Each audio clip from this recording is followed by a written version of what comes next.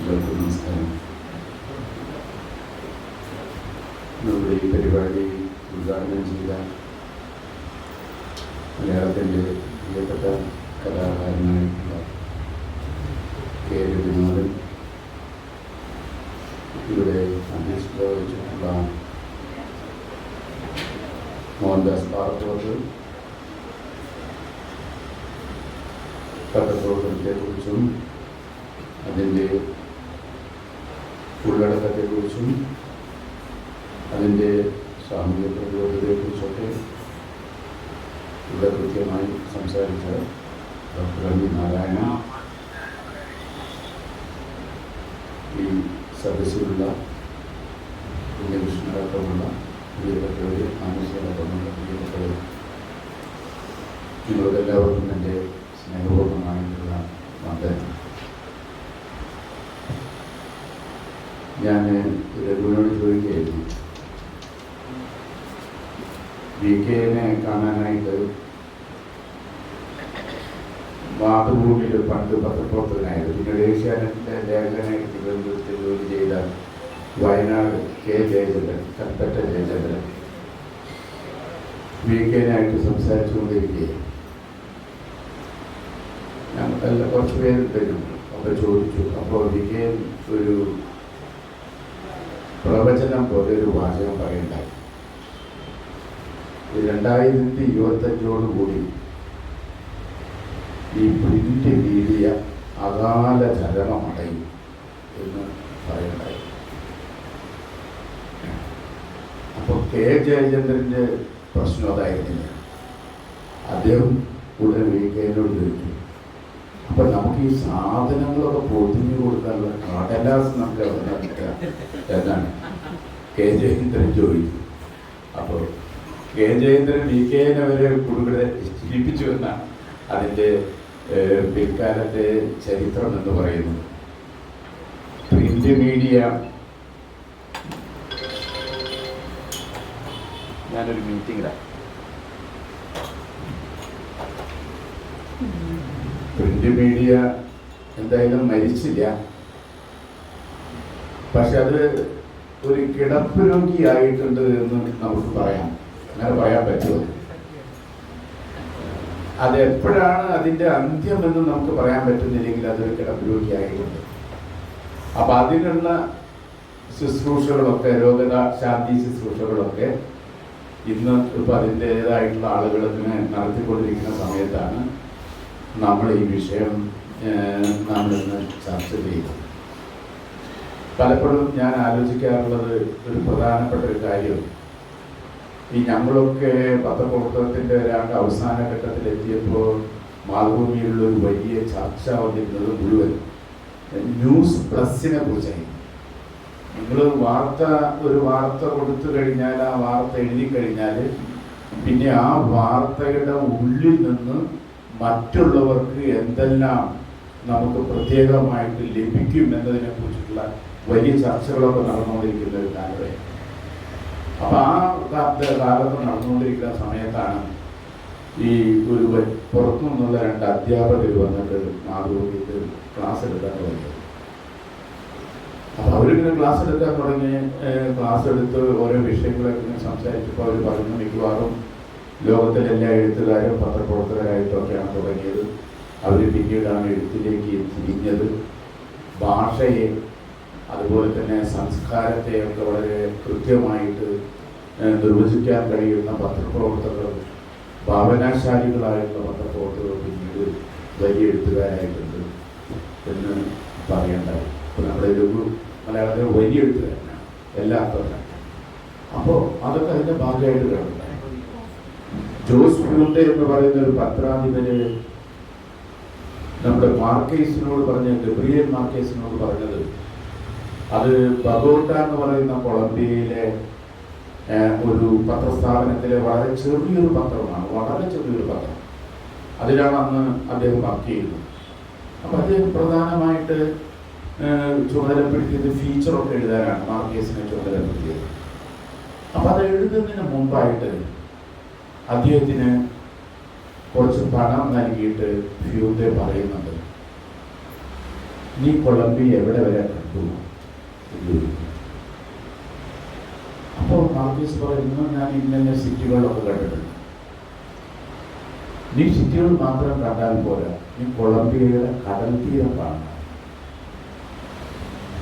കൊളംബിയയുടെ Catalonian ഭാഗങ്ങൾ നീ കാണണം, കാറ്റലോണിയൻ ഭാഗങ്ങൾ കാണണം.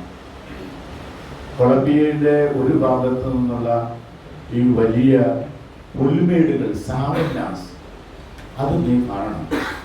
അതുകൊണ്ട് നീ ഒരു മാസം കൊളംബിയ മുഴുവൻ കണ്ടിട്ട് വരണം.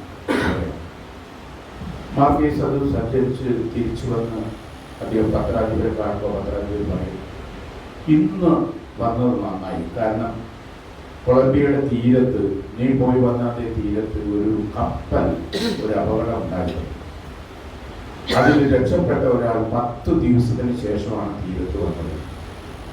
അയാൾ അപ്പോൾ ഇന്റർവ്യൂ ചെയ്ത് അയാളുടെ കടലിലെ ആ അനുഭവങ്ങൾ മുഴുവൻ ഇവിടെ അവതരിപ്പിക്കുന്നു.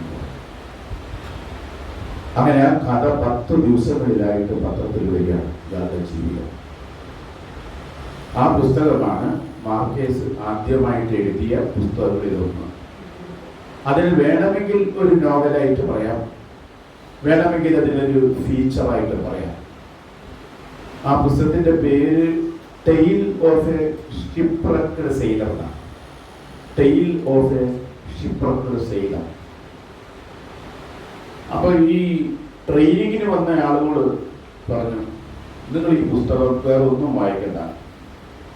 മാർക്കേസ് എഴുതിയ പുസ്തകത്തിന്റെ ഇംഗ്ലീഷ് പരിഭാഷകൾ ധാരാളമായിട്ട് കിട്ടാനുണ്ട്, അതൊന്ന് വായിച്ചു നോക്കിയാണ്. പിന്നീട് അത് മലയാളത്തിൽ 2 പേര് അത് വിവർത്തനം ചെയ്തിട്ടുണ്ട്. ആദ്യം അത് സാനന്ദരാജ് വിവർത്തനം ചെയ്തു, പിന്നീട് ഒരാൾ കൂടി അത് വിവർത്തനം ചെയ്തു പുതിയ കാലത്ത്.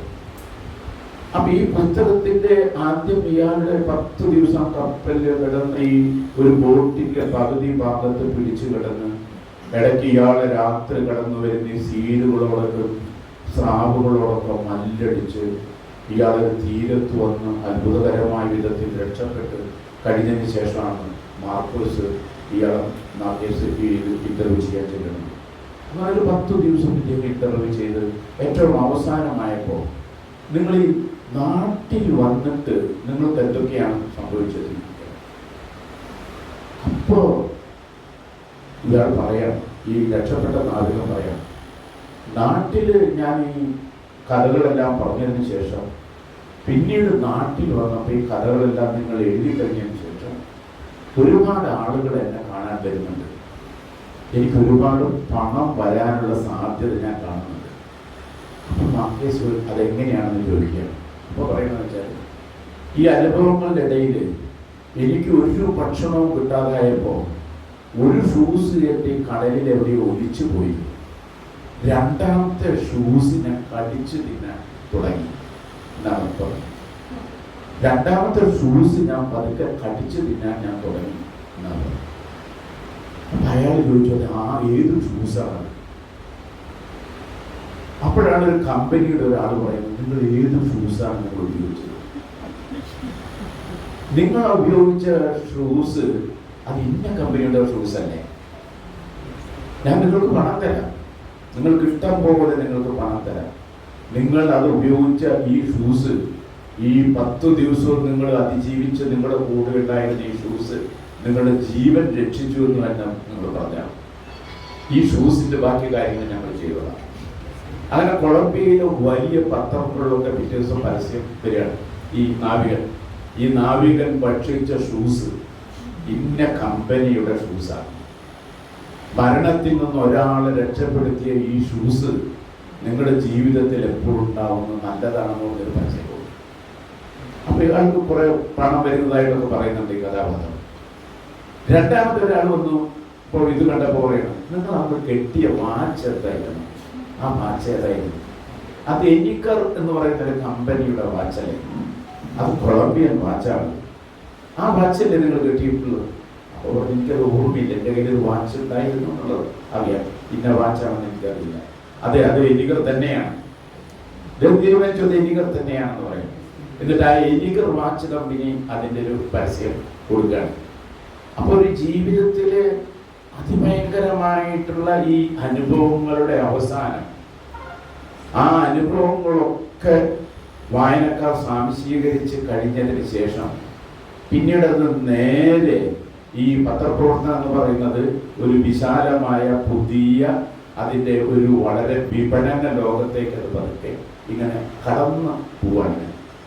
അപ്പൊ ഇത് വായിക്കുമ്പോൾ ഈ ജോസഫ് കാറ്റ്നാക്ക് എന്ന് പറയുന്ന ഈ ടീച്ചർ, ഞങ്ങൾ പഠിപ്പിക്കാൻ വന്ന ടീച്ചർ പറഞ്ഞതെന്ന് വെച്ചാൽ, ഇത് ശരിക്കും പറഞ്ഞു കഴിഞ്ഞാൽ നമ്മുടെ ആധുനിക ലോകത്ത് സംഭവിച്ചുകൊണ്ടിരിക്കുന്ന പത്രപ്രവർത്തനത്തിൻ്റെ ഏറ്റവും പുതിയ അതിൻ്റെ അനുഭവങ്ങളിലൊന്നാണ്. അത് സമൂഹവുമായിട്ടും വിപണിയായിട്ടും പുതുലോകത്തെ പുതിയ പ്രവണതകളൊക്കെ ആയിട്ടും ചേർന്ന് നിൽക്കുന്ന ഒരു കാര്യമാണ്. അപ്പോൾ വിപണിയിലേക്ക് അടുത്തുകൊണ്ടിരിക്കുന്ന ഒരു പത്ര വ്യവസായത്തിൻ്റെ ഒരു വളർച്ച ശക്തമായിട്ട് വരുന്നൊരു ഘട്ടത്തിൽ മുഴുവൻ അതിന് യഥാർത്ഥത്തിൽ തന്നെ സംസാരിക്കാൻ അതിന് നാവില്ലാതെ വരും. അതിന് പലപ്പോഴും അത് മറ്റു നാവുകൾ കൊണ്ട് അത് സംസാരിക്കേണ്ടി വരും. അതിൻ്റെ ശബ്ദത്തിന് ഇടർച്ച ഉണ്ടാവുകയും കുറച്ചു കഴിയുമ്പോൾ അതിൻ്റെ ശബ്ദം അത് സംസാരിച്ചു കൊണ്ടിരുന്ന ശബ്ദത്തിൽ നിന്ന് വളരെ വ്യത്യസ്തമാവുകയും ചെയ്യും. ഇതാണ് നമുക്ക് ആധുനിക കാലത്ത് നമുക്ക് മീഡിയയ്ക്ക് വരുന്ന ഒരു വിപര്യം അല്ലെങ്കിൽ ഒരു തിരിച്ചടി എന്ന് പറയുന്നത് ഇതാണ്. അപ്പൊ അത് ഇവിടെ വളരെ കൃത്യമായിട്ട് ഇവിടെ മുമ്പേ ഇവിടെ പറയണ്ടായി. എങ്ങനെയാണ് പത്രങ്ങൾ നിലനിൽക്കുമ്പോൾ പത്രങ്ങളുടെ ഒരു ഭാഗമായി പരസ്യങ്ങൾ വരുന്നത്? ശരിയായിരിക്കാം, അല്ലെന്ന് ഞാൻ പറയുന്നില്ല. ഇപ്പൊ മാതൃഭൂമി ഒരു വലിയ പ്രതിസന്ധിയിൽ വന്നതെന്ന് വെച്ചാൽ, ഈ പാലക്കാട് കൊക്കക്കോള കമ്പനി അവിടെ പതുക്കെ അവിടുത്തെ ഭൂമി കുഴിച്ച് വെള്ളം എടുക്കാൻ, ഭൂഗർഭ ജലം എടുക്കാൻ വേണ്ടിയിട്ട് തെച്ചിക്കോളയ്ക്ക് വേണ്ടിയിട്ട് എടുക്കാൻ വേണ്ടി ശ്രമിച്ചപ്പോഴാണ് മാതൃഭൂമിയിൽ ഒരു എതിർ റിപ്പോർട്ട് വരുന്നത്. വാസ്തവത്തിൽ ആ റിപ്പോർട്ട് വളരെ യാദൃച്ഛികമായി വന്ന റിപ്പോർട്ടായിരുന്നു. അത് എഴുതി കഴിഞ്ഞപ്പോഴാണ് അതിന്റെ ലേഖകൻ അതിന്റെ ദുരന്തം ആലോചിച്ചത്. എഴുതി റിപ്പോർട്ട് ചെയ്ത് നമ്മുടെ കയ്യിൽ വന്ന് നമ്മളത് പബ്ലിഷ് ചെയ്തപ്പോൾ പിറ്റേ ദിവസം ഞങ്ങൾക്ക് ആർക്കും അവിടെ ഇരിക്കാൻ പറ്റുന്നില്ല. മാനേജ്മെന്റിന്റെ വിളിയാണ്, നിങ്ങൾ എന്തുകൊണ്ട് കൊക്കക്കോള കമ്പനിക്ക് ഇങ്ങനെ എഴുതി? നിങ്ങൾ എന്തുകൊണ്ടാണ് കൊക്കക്കോള കമ്പനിയെ കുറിച്ചിട്ട് ഇങ്ങനെ ഒരു ഒരു എതിരഭിപ്രായങ്ങൾ എഴുതിയതുകൊണ്ടാണ്? നമുക്ക് അവിടുത്തെ ജനങ്ങളുടെ ഏറ്റവും പ്രധാനപ്പെട്ട അവിടുത്തെ ജനങ്ങളുടെ ആവശ്യമായിരുന്നു. കാരണം അവരുടെ കിണറുകൾ വറ്റി, അവർക്ക് അവിടെ തീരെ വെള്ളമില്ലാത്തതായി, വേറെ ഏതോ ഭാഗത്തു നിന്നുള്ള ലഡ് കലർന്ന വെള്ളം കിണറിലേക്ക് വന്നു. ആ വെള്ളം ജനങ്ങൾ കുടിക്കാൻ തുടങ്ങി. വളരെ പെട്ടെന്ന് തന്നെ ആളുകൾ രോഗികളായിട്ട് മാറി. അപ്പൊ ഈ സംഭവങ്ങളൊക്കെ വന്നപ്പോൾ രാത്രിയും പകലും ഒക്കെ ഞങ്ങളെ സംബന്ധിച്ചിടത്തോളം അത് വളരെ തീ തിന്നുന്നൊരു അവസ്ഥയാണ്. കാരണം അത്രമാത്രം ചോദ്യങ്ങൾ വരും, അത്രമാത്രം ചോദ്യങ്ങൾ ഞങ്ങളുടെ അടുത്തേക്ക് വരികയാണ്. പക്ഷെ ഈ റിപ്പോർട്ട് വന്ന് 3 ദിവസം കഴിഞ്ഞപ്പോഴേക്കും ഈ പഞ്ചായത്ത് എന്നല്ല, പാലക്കാട് ജില്ലയിലെ എല്ലാ പഞ്ചായത്തുകളിലും ഇതിനെതിരെ ശക്തമായിട്ടുള്ളൊരു വലിയ പ്രചരണം ഉണ്ടാവുകയാണ്. ഈ പ്രചരണത്തിൻ്റെ ഇടയിൽ ഞങ്ങളുടെ പത്രത്തിൻ്റെ തന്നെ മാനേജിംഗ് ഡയറക്ടറുടെ പാർട്ടി ഇതിൽ അവിശ്വാസ പ്രമേയം വരികയും അവരൊരു പഞ്ചായത്തിൽ നിന്ന് പുറത്താവുകയും ചെയ്യാണ്. അപ്പോൾ പത്രാധിപരുടെ അപ്പുറം നിൽക്കുന്ന മുതലാളി വിചാരിച്ചതിൽ ഏതാ ലാഭം ആലോചിക്കണം. കൊക്കക്കോള കമ്പനിയുടെ കൂടെ നിൽക്കണോ അതോ കൊക്കക്കോള കമ്പനിയെ എതിർക്കണോ? അപ്പൊ പുള്ളി ആലോചിക്കുന്ന വെച്ചാല് എന്റെ എല്ലാവരും അങ്ങനെ ആയിരിക്കും ഇപ്പോഴത്തെ കാലത്ത് ആളുകൾ ആലോചിക്കുക. ഞാൻ കൊക്കക്കോള കമ്പനിയെ അനുകൂലിച്ചു കഴിഞ്ഞാൽ ഞാൻ മിക്കവാറും ഇവിടെ ഒരു കോർപ്പറേറ്റുകളുടെ ഒരു തോഴൻ എന്നുള്ളൊരു കടലാസിൽ തോന്നു വീഴും, ഒരു സ്റ്റാമ്പ് വീഴും. അപ്പൊ ഞാനൊരു രാഷ്ട്രീയ നേതാവും സാംസ്കാരിക നേതാവും ഒക്കെ ആയതുകൊണ്ട് എനിക്ക് നല്ലത് കൊക്കക്കോള കമ്പനിയെ എതിർക്കുക. അങ്ങനെ ഇത് ആകെ തകിടം പറയണം. പിന്നെ നമ്മൾ കാണുന്നതാണ് കൊക്കക്കോള കമ്പനിക്കെതിരെ എല്ലാ പത്രങ്ങളും എല്ലാ വ്യക്തികളും എല്ലാ സംഘടനകളും നടത്തുന്ന ഒരു സമരം. കൊക്കക്കോള കമ്പനി അതിനിടയിൽ വന്ന് അവര് പറയുന്നുണ്ട്, നിങ്ങൾക്ക് കൊക്കക്കോളയുടെ പരസ്യം കൊടുത്ത 1000 കോടി രൂപ തരാം, 500 കോടി രൂപ തരാമെന്നൊക്കെ പറഞ്ഞിട്ടുണ്ട്. പക്ഷെ സമരം മുന്നോട്ട് പോയപ്പോൾ തിരിച്ചു വരാനായിട്ട് വഴിയില്ലാതെ. അപ്പൊ ഇത് ഞാൻ പറഞ്ഞതെന്ന് വെച്ചാല് ഒരു സ്ഥാപനം നടക്കുന്ന സ്വാഭാവികമായിട്ടും അതിൻ്റെ മുകളിൽ നിൽക്കുന്ന ആളുകൾക്ക് ഈ കോർപ്പറേറ്റുകളുമായിട്ട് പലപ്പോഴും ഒത്തുതീർപ്പുകൾ ഉണ്ടാകേണ്ടി വരും. അത് ചെറിയൊരു ഒത്തുതീർപ്പുകളൊന്നുമല്ല. ഈ ഒത്തുതീർപ്പുകൾ ഇല്ലാത്ത ഒരു കാലം നമുക്കുണ്ടായി. ഈ ഒത്തുതീർപ്പുകളുടെ മുമ്പിൽ ഒരു പത്രാധിപർ നിവർന്നു നിന്ന് അതിനില്ല എന്ന് പറയുന്ന എത്രയോ ഉദാഹരണങ്ങൾ നമുക്ക് പറയാനായിട്ട് വരും. കേസരി ബാലകൃഷ്ണപിള്ള ഒരു പത്രം തുടങ്ങി, കേസരി തുടങ്ങി, അതില് നെയ്യാറ്റിങ്കര വെടിവെപ്പിനെ കുറിച്ചിട്ട് എഴുതുകയാണല്ലോ കേസരി ബാലകൃഷ്ണപിള്ള. വെടിവെപ്പ് കഴിഞ്ഞ ഉടനെ രാത്രി അദ്ദേഹം എഴുതുകയാണ്. പക്ഷെ അദ്ദേഹം എഴുതുന്നേക്കാൾ മുമ്പ് അദ്ദേഹം ഒരു കാര്യം ചെയ്യാം. അന്ന് രാവിലെ പോയിട്ട് 33 രൂപ കൊടുത്തിട്ട് പുതിയ ഒരു മാസികയ്ക്കുള്ള ലൈസൻസ് എടുക്കാൻ. അദ്ദേഹത്തിന് അറിയാം ഇത് പൂട്ടുന്നു. ഇപ്പൊ ഞാൻ ഈ എഴുതുന്ന ഈ എഴുതിക്കൊണ്ടിരി എന്റെ എഡിറ്റോറിയൽ വന്നാൽ പിറ്റേ ദിവസം ഇത് തിരുവിതാംകൂർ സർക്കാർ കണ്ടുകിട്ടുന്ന കൃത്യമായിട്ട് അറിയാവുന്ന കേസരി ബാലകൃഷ്ണപിള്ള ഒരു 33 രൂപ അടച്ച് പുതിയ പത്രത്തിന്റെ ലൈസൻസ് വാങ്ങിച്ചിട്ട് അദ്ദേഹം എഴുതാണ് നെയ്യാറ്റിങ്കര വെടിവെപ്പിനെ കുറിച്ച് എഴുതാണ്. അത് ചെറിയ എഴുത്തൊന്നുമല്ല പത്രപ്പുറത്ത്.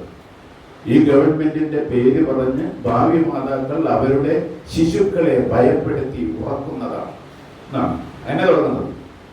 ഈ ഗവൺമെന്റിന്റെ പേര് പറഞ്ഞ് ഭാവി മാതാക്കൾ അവരുടെ ശിശുക്കളെ ഭയപ്പെടുത്തി ഉറക്കുന്നതാണ് എന്ന് എഴുതണമെങ്കിൽ അദ്ദേഹത്തിന്റെ ഉള്ളിലുണ്ടാകുന്ന വീര്യം, ആ ഊർജം, അതിനൊന്നും സീമകളില്ലാത്തതാണ്. അപ്പോൾ ആ രീതിയിലുള്ള ഒരുപാട് പത്രപ്രവർത്തകന്മാർ നമ്മുടെ നാട്ടിലുണ്ടായി. അങ്ങനെ ഉണ്ടായതാണല്ലോ നമ്മുടെ സ്വദേശാഭിമാനി രാമകൃഷ്ണപിള്ള. അങ്ങനെ വന്ന എത്രയോ പിൽക്കാലത്ത് ആളുകളുണ്ടായിട്ടുണ്ട്. ഇപ്പൊ മാതൃഭൂമി തന്നെ 1923 തുടങ്ങിയ മാതൃഭൂമി തന്നെ 5 നിരോധനങ്ങൾ മാതൃഭൂമിയുടെ ചരിത്രത്തിൽ. 5 നിരോധനം. അതില് വെള്ളക്കാർ വന്ന് കൊച്ചിയിൽ കപ്പലിറങ്ങി സാധാരണ നടന്നു പോകുന്ന കുറെ വിദ്യാർത്ഥികൾ കളിയാക്കുകയും അവരുടെ ശരീരത്തിൽ കൈവയ്ക്കുകയും ഒക്കെ ചെയ്തൊരു സംഭവത്തിന്റെ പേരിൽ ആദ്യം സഞ്ജയൻ ഒരു കവിതയായിട്ട് അത് എഴുതുകയും പിന്നീട് അതൊരു എഡിറ്റോറിയൽ എഴുതുന്നതിന്റെ ഭാഗമായിട്ടാണ് അന്നത്തെ ബ്രിട്ടീഷ് ഗവൺമെന്റ് 41 ദിവസം പത്രം കൂട്ടിയിടാൻ പറഞ്ഞു. എന്നിട്ട് നമ്മളൊന്നും പ്രതീക്ഷിക്കാത്ത പോലെ ഒരു വലിയ തുക അടച്ചതിന് ശേഷം മാത്രമേ മാതൃഭൂമിക്ക് പിന്നീട് പത്രം പ്രസിദ്ധീകരിക്കാൻ കഴിയൂ. അപ്പോ അത് അങ്ങനെ നടക്കുന്നുണ്ട്, സ്വാഭാവികമാണ്. ഇപ്പൊ നമുക്കറിയാം, ട്രംപിനെ കുറിച്ച് എഴുതിയ ന്യൂയോർക്ക് ടൈംസിനോട് ട്രംപ് കൊടുത്തുള്ള കേസിൽ എത്ര കോടി രൂപയുടെയാണ്. ന്യൂയോർക്ക് ടൈംസ് എന്ന് മാത്രമല്ല, അമേരിക്കയിലുള്ള എല്ലാ ചാനലുകളും എല്ലാ പ്രസിദ്ധീകരണങ്ങളും ഒരുമിച്ച് കൂടിയുള്ള തുക എത്രയോ ആ തുകയാണ് ന്യൂയോർക്ക് ടൈംസിനോട് അടയ്ക്കാൻ പറഞ്ഞിരിക്കുന്നത്. അപ്പോ ഇപ്പൊ ആ കാലമാണ് ഞാൻ പറഞ്ഞു വരുന്ന മാറി വരുന്ന 2 കാലത്തിന്റെ ഒരു പ്രത്യേകത കുറിച്ചാണ്. കാരണം ഇതിൽ ഈ പത്രങ്ങൾക്കൊക്കെ പിടിച്ചു നിൽക്കാൻ വളരെ വളരെ പ്രയാസകരമായിട്ടുള്ള ഒരു കാലം തന്നെയാണ്. അതിൽ യാതൊരു തരത്തിലുള്ള സംശയമില്ല. പിടിച്ചു നിൽക്കുക എന്ന് മാത്രമല്ല, അതിജീവിക്കുക എന്നുള്ളതും പത്രത്തിന്റെ പ്രധാനപ്പെട്ട ചുമതലയാണ്.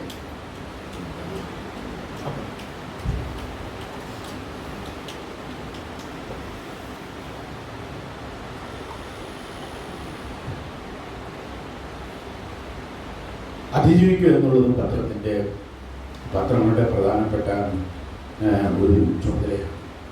പക്ഷെ നമ്മുടെ ആ അതിജീവനത്തിലെ ഏറ്റവും പ്രധാനപ്പെട്ട പ്രശ്നങ്ങൾ എന്ന് പറയുന്നത് നമ്മുടെ ഇപ്പോഴത്തെ കാലത്ത്, ആധുനിക കാലത്തെ, നമ്മുടെ പുതിയ കാലത്തെ പത്രപ്രവർത്തകരെ സംബന്ധിച്ചിടത്തോളം അവർ അതിനെ എങ്ങനെ പ്രതിരോധിക്കുന്നു എന്നുള്ളത് പ്രധാനപ്പെട്ട ഒരു കാര്യമാണ്.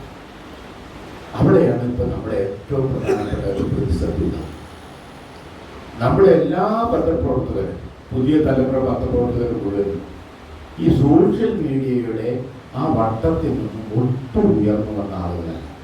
അതിൻ്റെ ഉള്ളിൽ തന്നെയാണ് അവരുടെ ജീവിതം കിടക്കുന്നത്.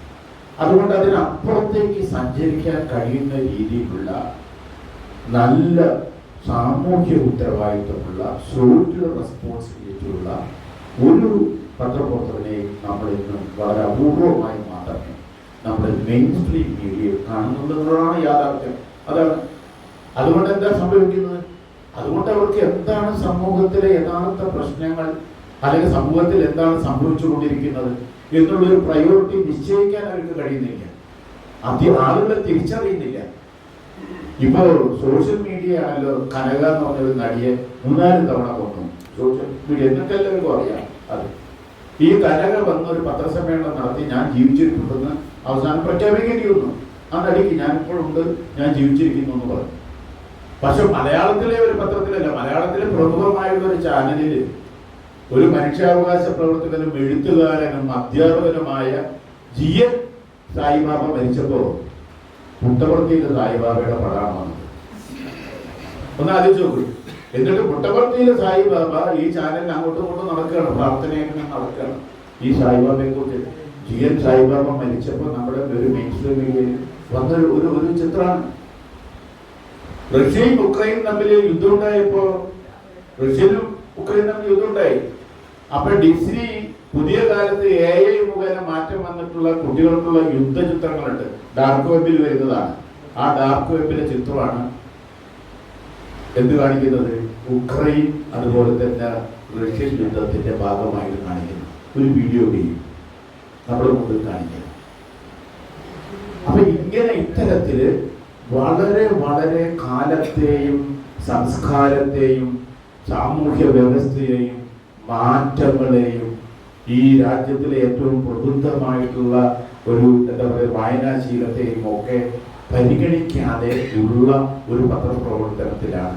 അത്തരൊരു പത്രപ്രവർത്തനത്തിന്റെ ഭാഗം ആയതുകൊണ്ടാണ് ഇന്നിപ്പോൾ നമ്മൾ കാണുന്ന ഈ ചാനലുകളെയും അതേപോലെ തന്നെ പത്രങ്ങളെയും ഒക്കെ കാരണമാക്കി ഉൾപ്പെടെയുള്ളവർ അവിടെ മാറ്റിവെക്കുന്നത്.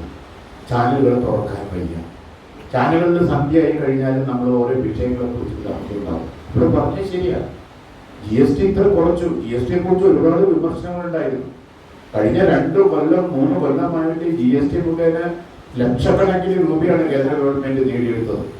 അത് കഴിഞ്ഞ് അവർക്ക് ഒരു ഘട്ടത്തിൽ ഇത് നേരിടാൻ പറ്റാതെ വന്നപ്പോൾ GSTക്ക് വേണ്ടിയിട്ട് രണ്ടാമത് ഒരു ഗവൺമെന്റിന്റെ എല്ലാ സ്റ്റേറ്റുകളുടെയും മന്ത്രിമാർ തമ്മിലുള്ള ഒരു സമ്മേളനം വിളിച്ചുകൂട്ടി ഇത് സംബന്ധിച്ചിട്ടുള്ള 13 ദിവസം നീണ്ടുനിന്ന ഒരു ഡിസ്കഷൻ നടത്തി. അതിൽ കേരളം ഉൾപ്പെടെയുള്ള ആളുകൾ പങ്കെടുത്ത് പേപ്പർ അവതരിപ്പിച്ചതിന് ശേഷമാണ് GST എങ്ങനെ ക്രമാനുഗതമായിട്ട് കുറയ്ക്കാം, ഏതൊക്കെ ഇനങ്ങൾക്കാണ് കുറയ്ക്കേണ്ടതെന്ന് തീരുമാനിച്ചത്. ഇത് മൂലമുണ്ടായിട്ടുള്ള ഏറ്റവും വലിയ പ്രശ്നം കേരളമാണെന്നുള്ളത് വലിയ വിഷയമായിരുന്നു. കാരണം കേരളത്തിന്റെ 2 വരുമാനം എന്ന് പറയുന്നത് നിങ്ങൾക്ക് എല്ലാവർക്കും അറിയാം. ഒന്ന് വരുന്നത് ബിവറേജിൽ നിന്നാണ്, മറ്റൊന്ന് വരുന്നത് ഭാഗ്യക്കുറിയിൽ നിന്നാണ്. അപ്പൊ ഭാഗ്യക്കുറിക്ക് 40% താരിഫ് ഏർപ്പെടുത്തിയോടുകൂടി ടിക്കറ്റ് വാങ്ങാനും ആളില്ലാതെ. അപ്പോൾ കിട്ടേണ്ട ഏറ്റവും പ്രധാനപ്പെട്ട ഒരു വരുമാനം അവിടെ അടഞ്ഞു പോകുന്നതിൽ ഗവൺമെന്റ് വളരെ പെട്ടെന്ന് തന്നെ ഗവൺമെന്റിന് വലിയ പ്രതിസന്ധി ഉണ്ടായി. ഇതൊന്നും നമ്മുടെ ആളുകൾ ഇതൊന്നും ചർച്ച ചെയ്യുന്നില്ല. നമ്മുടെ ആളുകൾ ഈ ഏറ്റവും ആദ്യത്തിൽ ഇപ്പൊ നടന്നുകൊണ്ടിരിക്കുന്ന ഈ യുദ്ധം, ആ യുദ്ധത്തിന്റെ ഒരു പ്രത്യേകത നോക്കൂ. ഏകപക്ഷീയമായിട്ട് ഒരു രാജ്യം മറ്റൊരു രാജ്യത്തിന്റെ ആയുധങ്ങൾ ഉപയോഗിച്ച് ഒരു ചെറിയൊരു സ്ട്രിപ്പ്, ഒരു ഗാസ സ്ട്രിപ്പ് എന്ന് പറയുന്ന സ്ട്രിപ്പിൽ ഈ ആയുധങ്ങൾ മുഴുവൻ ഉപയോഗിച്ച് നിസ്സഹായരായ മനുഷ്യരെ നിരന്തരമായിട്ട് അത് കൊന്നൊടുക്കുന്ന ഒരു ചിത്രമാണെന്ന് കാണുന്നത്. ലോകം മുഴുവൻ അവരോട് യുദ്ധം നിർത്തണമെന്ന് പറഞ്ഞിട്ട് അവർ നിർത്തുന്നില്ല. ഈ യുദ്ധത്തിന്റെ പിന്നിലുള്ള യഥാർത്ഥ നാടകം നടന്ന് പറയുന്ന യഥാർത്ഥത്തിലുള്ള നാടക സംവിധായകൻ എന്ന് പറയുന്നത് US ആണ്. അപ്പൊ US-ഉം ഈ ഇസ്രായേലും ചേർന്ന് നടക്കുന്ന സയനിസ്റ്റുകളും ചേർന്ന് നടക്കുന്ന ഈ വലിയ യുദ്ധത്തെ ജനങ്ങളും ലോകവും അപലപിച്ചിട്ടും നിർത്താൻ തയ്യാറില്ല. ഏകപക്ഷീയമായിട്ട് തന്നെ യുദ്ധം നടന്നുകൊണ്ടിരിക്കുകയാണ്. 18,500 ഇപ്പം എത്ര കൂടിയെന്ന് എനിക്കറിയില്ല. ഇന്നലത്തെ ഒരു കണക്ക് ഞങ്ങൾ എടുത്തപ്പോൾ 18,500 കുട്ടികളാണ് ഈ ഇത്രയും മാസത്തേക്കുള്ളിൽ പോയത്. അവരുടെ മുഴുവൻ പേരുകളും അവർ പഠിച്ചിരുന്ന സ്കൂളുകളും അവരെപ്പോഴാണ് കൊല്ലപ്പെട്ടതെന്നുള്ള മുഴുവൻ കണക്കുകളും നമ്മുടെ ലോകത്തിന് മുമ്പിൽ വന്നു. 18,500. ഞാൻ പത്രപ്രവർത്തകരുടെ കാര്യം ഞാൻ എടുക്കുന്നില്ല, സാധാരണ മനുഷ്യരെടുക്കുന്നില്ല. ഇന്നലെ കണ്ട ഏറ്റവും അവസാനം ഒരു 13 ദിവസം കൊണ്ട് 49 ആശുപത്രികൾ കൂടി തകർക്കുകയാണ്. 13 ദിവസം കൊണ്ട് 43 ആശുപത്രി. അപ്പോൾ വെള്ളമില്ല, വെളിച്ചമില്ല, വൈദ്യസഹായമില്ല, ആഹാരമില്ല. ആഹാരം വിതരണം ചെയ്യുന്നവരുടെ നേരെ ബോംബുകൾ വർഷിച്ചുകൊണ്ട് ലോകത്തിതേവരെ നടക്കാത്ത മാനവനീതിയുടെ ഏറ്റവും വലിയ തിരസ്കാരമാണ് നടന്നുകൊണ്ടിരിക്കുന്നത്. ഇതെന്തുകൊണ്ടാണ് നമ്മുടെ ആളുകൾക്ക് ഒരു വാർത്തയല്ലാതാവുന്നത്? എന്തുകൊണ്ടാണ് നമ്മുടെ മീഡിയ ഇതിനെക്കുറിച്ച് നിശബ്ദത പാലിക്കുന്നത്? എന്തുകൊണ്ടാണ് ലോകം ഇങ്ങനെ മാറിപ്പോയതിനെ കുറിച്ച് ഒരു പൊതുവായിട്ടുള്ള ചർച്ച അല്ലെങ്കിൽ ഒരു സംവാദം ഉണ്ടാവാത്തത്? ഇന്ന് പത്രങ്ങൾ അത്തരം സംവാദങ്ങളൊന്നും നമ്മൾ കാണുന്നില്ല. അപ്പം ഇത് ഒക്കെ സംഭവിച്ചുകൊണ്ടിരിക്കുന്നതെന്ന് വെച്ചാൽ ഇന്ന് നമുക്ക് മാധ്യമങ്ങൾക്ക് ഉണ്ടായിട്ടുള്ള യഥാർത്ഥത്തിലുള്ള പ്രശ്നം എന്ന് പറയുന്നത് മിക്ക മാധ്യമങ്ങളും ഏതെങ്കിലും ഒരു രാഷ്ട്രീയത്തിൻ്റെയോ ഏതെങ്കിലും ഒരു മതത്തിൻ്റെയോ പിന്നാലെ നിൽക്കുന്നു എന്നുള്ളതാണ്. വലിയൊരു കമ്പാർട്ട്മെന്റലൈസേഷൻ വന്നിരിക്കുകയാണ്. മതവും ജാതിയും ചേർന്ന് ഇതിനെ ഓരോരോ കളറുകളിലാക്കി മാറ്റിയിരിക്കുകയാണ്. രാഷ്ട്രീയം മതത്തെ പിടിച്ചു കെട്ടുന്നു, മതം രാഷ്ട്രീയവുമായിട്ട് തോളിൽ കൈയിട്ട് നിൽക്കുന്നു. നിങ്ങൾ ഇന്നത്തെ വാർത്തകളൊന്നുമല്ല ഞാൻ പറയുന്നത്. 10 കൊല്ലമുള്ള കേരളത്തിന്റെ ഒരു ചിത്രം നമ്മളെടുത്ത് പരിശോധിച്ചു കഴിഞ്ഞാൽ നമുക്ക് കാണാനായിട്ട് കഴിയും. ഇതാണ്. ഇനി പത്രപ്രവർത്തകരുടെ കാര്യം, ഇവരെല്ലാവരും അടിസ്ഥാനപരമായി രാഷ്ട്രീയക്കാരാണ്. ഇവർ പത്രലേഖകരുടെ കുപ്പായം മണിയുന്നു എന്ന് മാത്രമേ ഉള്ളൂ. യഥാർത്ഥത്തിൽ അവർ രാഷ്ട്രീയക്കാർ. അവർ രാഷ്ട്രീയ പ്രവർത്തനം നടത്തുന്നത്, അവർ സാമൂഹ്യ പ്രവർത്തനമൊന്നുമല്ല നടത്തുന്നത്. അവർ അറിവുകൾ അല്ലെങ്കിൽ യഥാർത്ഥ വിവരങ്ങളെ നിങ്ങളുടെ മുമ്പിൽ അറിയിക്കുകയല്ലേ ചെയ്യുന്നത്. ഇത് ഒരു കാലത്ത് ഏറ്റവും പ്രധാനപ്പെട്ട കാര്യമായിരുന്നു. ഫാക്ട്സ് ആർ സീക്രട്ട് എന്നുള്ള ഒറ്റ വാചകം മാത്രം പഠിച്ചുകൊണ്ടാണ് ഞങ്ങളൊക്കെ പത്രപ്രവർത്തനത്തിലേക്ക് വന്നത്. ഏറ്റവും പ്രധാനപ്പെട്ടത് ഫാക്ട്സ് ആണ്. അത് പഠിച്ചുകൊണ്ടാണ് ഞങ്ങളൊക്കെ രംഗത്തേക്ക് വരുന്നത്. അപ്പൊ ഇന്ന് ഈ വസ്തുതകളെ ഏതെല്ലാം രീതിയിൽ നിങ്ങൾക്ക് വളച്ചൊടിക്കാൻ പറ്റും നിങ്ങളുടെ രാഷ്ട്രീയ താല്പര്യത്തിനനുസരിച്ച്. നമ്മൾ ആലോചിച്ചു, കേരളത്തിലെ ഏറ്റവും വലിയൊരു വനംകൊള്ളയല്ലേ പൊട്ടിയിൽ വനംകൊള്ള? കേരളത്തിലെ ഏറ്റവും വലിയ വനംകൊള്ളയാണ് പൊട്ടിയിൽ വനംകൊള്ള. ആ വനംകൊള്ള നടത്തിയതാരാ? 3 സഹോദരന്മാർ. ആ സഹോദരന്മാർ എന്താ ചെയ്തിരുന്നു? ഒരു ചാനൽ വിലയ്ക്ക് വാങ്ങിച്ചു. ആ ചാനലിൽ രാഷ്ട്രീയ അഭിപ്രായം പറയുന്ന ആരാ? ഈ വനംകൊള്ളക്കാരിലെ ഇടയിൽ ഒരു അനിയനെ പിടിച്ച് പത്രാധിപരാക്കി. ആ പത്രാധിപരാണ് നമ്മളോട് ധൈര്യത്തെക്കുറിച്ച്, നമ്മളോട് ഈ നീതിയെക്കുറിച്ച്, അതുപോലെ തന്നെ രാഷ്ട്രീയമായിട്ടുള്ള നിലപാടുകളെ കുറിച്ച്, മാനവികതയെ കുറിച്ചൊക്കെ സംസാരിച്ചു കൊണ്ടിരിക്കുന്നത് ഒരു മരംകൊള്ളക്കാരനാണ് നമ്മളോട്. അതാണ് കേരളത്തിലുള്ളത്. ഒരു മരംകൊള്ളക്കാരൻ നമ്മളോട് സംസാരിച്ചു കൊണ്ടിരിക്കുകയാണ്. നമുക്ക് അങ്ങനത്തെ ഒരു ചിത്രം കേരളത്തിൽ എപ്പോഴെങ്കിലും അങ്ങനെ നമുക്ക് സങ്കല്പിക്കാനായിട്ട് നമുക്ക് സാധിക്കും. എഡിറ്റോറിയൽ ഒരു വാക്ക് മാറ്റിയതിന് TGS ജോർജ് ജോലി ചെയ്തിരുന്ന ഫ്രീ പ്രസ് ജേർണലിലെ SN സക്സേന എന്ന് പറയുന്ന ഒരു പത്രാധിപര് ഇറങ്ങിപ്പോയി, കത്ത് കൊടുത്തു. BRP ഭാസ്കരൻ കാണാനായിട്ട് അദ്ദേഹത്തിന്റെ ഒരു സുഹൃത്ത് വന്നപ്പോ, അദ്ദേഹത്തിന്റെ ഒരു പ്രിയപ്പെട്ട സുഹൃത്ത് വന്നപ്പോ പത്രാധിപര് പറഞ്ഞത്, എന്താ ഇയാൾ ഇടയ്ക്കിടയ്ക്ക് വന്നുകൊണ്ടിരിക്കുന്നത്, അയാളോട് പറയൂ എന്ന് പറഞ്ഞു. 2ാമത്തെ ദിവസം അയാൾ വന്നപ്പോ പറഞ്ഞു, അയാൾ നേരിട്ട് വിളിച്ച് പത്രാധിപര്, നിങ്ങൾ എന്തിനാ അവിടെ കയറിയിറങ്ങുന്നതെന്ന് ചോദിച്ചു. ആ നിമിഷം BRP ഭാസ്കരൻ, 1 മിനിറ്റ് ഞാനിപ്പോ വരാമെന്ന് പറഞ്ഞു. ഒരു കടലും കണ്ടാഴ്ച എടുത്ത് ഞാൻ ഈ ജോലിയിൽ നിന്ന് രാജിവെക്കുന്നുണ്ട്, അവിടെ ഇട്ടിട്ട് ആ കൂട്ടുകാരനോട് ചേർന്നാണ്. അപ്പൊ ഇങ്ങനെയൊക്കെ നടന്നൊരു നാടാണ് ഇന്ത്യ എന്ന് പറയുന്നത്. അപ്പൊ ഇങ്ങനെയൊക്കെയും യഥാർത്ഥത്തിൽ ആ നൈതികതയും രാഷ്ട്രീയ സത്യസന്ധതയും പത്രപ്രവർത്തനത്തിലെ നേരായ വഴികളെ കുറിച്ചൊക്കെയും ആലോചിച്ചുകൊണ്ടിരിക്കുന്ന ഒരുപാട് ധീരരായിട്ടുള്ള പത്രപ്രവർത്തകര് നമ്മുടെ നാട്ടിലുണ്ടായ ഒരു കാലം ഉണ്ടായിരുന്നു. അപ്പൊ ആ കാലത്തിൽ നമുക്ക് ഒരുപാട് കാര്യങ്ങൾ ഇപ്പൊ നമുക്ക് നഷ്ടപ്പെട്ടു. അതിലേറ്റവും പ്രധാനപ്പെട്ട കാരണം മീഡിയയോടുള്ള ട്രസ്റ്റ്, വിശ്വാസം, അത് ജനങ്ങൾക്ക് നഷ്ടപ്പെട്ടു എന്നുള്ളതാണ് ഏറ്റവും പ്രധാനപ്പെട്ട കാര്യം. അതെന്തുകൊണ്ടാണ് അങ്ങനെ സംഭവിച്ചത്? അത് സംഭവിക്കുന്നതിന് ഒരുപാട് കാരണങ്ങളുണ്ട്. ഇപ്പൊ നമുക്ക് ഈ മീഡിയ വളരെ നിസ്സഹായമായിട്ടുള്ള ഒരു ഇൻഫർമേഷൻ മാത്രം നൽകുന്ന ഒരു പ്രസ്ഥാനമായിട്ട് നമ്മുടെ കാലത്ത് നിൽക്കുകയാണല്ലോ. കാരണം മീഡിയയെ മുഴുവൻ ഒരു ഗവൺമെന്റ് വിലയ്ക്ക് വാങ്ങിക്കുകയാണ്. ആദ്യം അത് 2014 CTVയെ മാത്രം വിലയ്ക്ക് വാങ്ങിച്ചു. CTVയുടെ പത്രാധിപര് രാജ്യസഭാ സീറ്റ് കൊടുത്തു. കുറച്ചു കഴിഞ്ഞപ്പോൾ ഇത് വെച്ചുകൊണ്ട് അദ്ദേഹത്തിന്റെ നികുതി, അദ്ദേഹത്തിന്റെ പ്രധാനപ്പെട്ട ഒരു വലിയ ഒരു ലോക നിർമ്മാണ കമ്പനിയുടെ മുഴുവൻ നികുതിയും ആ സർക്കാർ എഴുതിത്തള്ളി. 1600 കോടി രൂപയുടെ നികുതി എഴുതിത്തള്ളി. CTV ആ 1 മാസത്തിന് ശേഷം അത് മലക്കം മറിഞ്ഞ് അതുവരെ അത് മറ്റു പാർട്ടികൾക്കൊക്കെ വേണ്ടി വളരെ നീതിപൂർവമായി തീരുമാനിച്ച CTV പിന്നീട് അത് ഭരണകക്ഷിയുടെ മാത്രം ഒരു ഭാഗമായി മാറി. അവസാനമായിട്ടുണ്ടായിരുന്നു സുഭാഷ് ചന്ദ്ര, അവസാനമായിട്ടുണ്ടായിരുന്ന എന്തായിരുന്നു? NDTV. NDTV കുറച്ചെങ്കിലും സത്യം പറഞ്ഞുകൊണ്ടിരിക്കുന്ന സമയത്ത് NDTV നേരിട്ട് വായിക്കാൻ പറ്റില്ല. അപ്പൊ ഒരു സുപ്രഭാതത്തിൽ പുറത്തു നിന്നും ഒരു കച്ചവടക്കാരൻ വരികയാണ് NDTV. നിങ്ങൾ കൊണ്ടുവരുന്ന അതേ രാഷ്ട്രീയ നായകർ തന്നെ ഞങ്ങൾ പിന്തുടരണം, ഞങ്ങളത് എഗ്രി ചെയ്യാം, ഞങ്ങളത് സമ്മതിക്കാം, ഇത് ഞങ്ങൾക്ക് തരണം. അത് വാങ്ങിച്ചു, എഗ്രിമെന്റ് ചെയ്തു, പണം വാങ്ങി, ആ ചാനല് അങ്ങനെ തന്നെ ചാനൽ കൊടുത്തു. 4 ദിവസം കഴിഞ്ഞപ്പോൾ ഈ ചാനൽ മറച്ചു വിറ്റു. അത് ഗവൺമെന്റിന്റെ ജിഹ്വയായിട്ട് മാറി. അപ്പൊ എല്ലാം ഗവൺമെന്റിന്റെ ജിഹ്വയായിട്ട് മാറുമ്പോൾ സ്വാഭാവികമായിട്ടും എന്താ, ഭരണാധികാരി ശക്തനാവും. ഭരണാധികാരി അങ്ങനെ ശക്തനാവുമ്പോഴാണ് ഭരണാധികാരിയുടെ ഉള്ളിലേക്ക് സ്വേച്ഛാധിപത്യത്തിന്റെ ചെറിയ ചെറിയ വിത്തുകളൊക്കെ ഇങ്ങനെ പതുക്കെ പൊട്ടി മുളയ്ക്കാൻ തുടങ്ങാം. അപ്പൊ അയാൾക്ക് ജനങ്ങളുടെ ശബ്ദം കേൾക്കാൻ പറ്റില്ല.